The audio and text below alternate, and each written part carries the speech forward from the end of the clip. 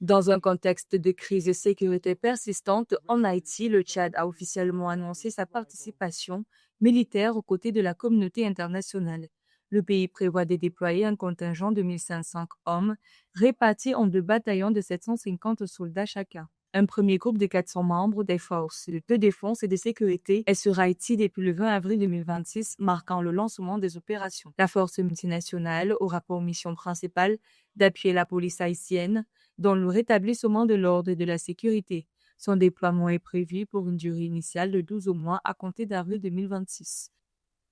Les Indiens sont connus comme des gens qui partent à la bataille. Les gens là partent là-bas avec cet état d'esprit.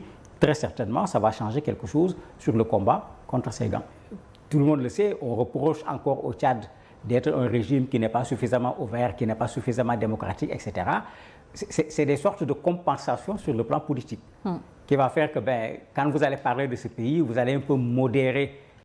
Au-delà de l'aspect sécuritaire, cet engagement illustre la volonté du Tchad de renforcer son rôle sur la scène internationale, notamment dans les opérations de maintien de la paix où il figure régulièrement parmi les principaux contributeurs de soldats. Selon l'index global Firepower 2026, le Tchad se positionne désormais à la 85e place mondiale des effectifs déployés et demeure la première puissance militaire en Afrique centrale.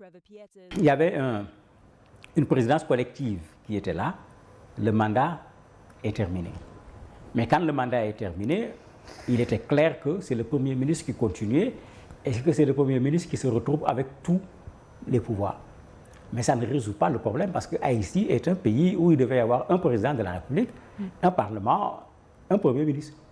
Cette intervention s'inscrit à Haïti dans un contexte d'une montée alarmante de la violence des gangs qui contrôle désormais environ 85% de la capitale, Port-au-Prince. Une emprise qui paralyse les institutions et aggrave la crise humanitaire de la population haïtienne.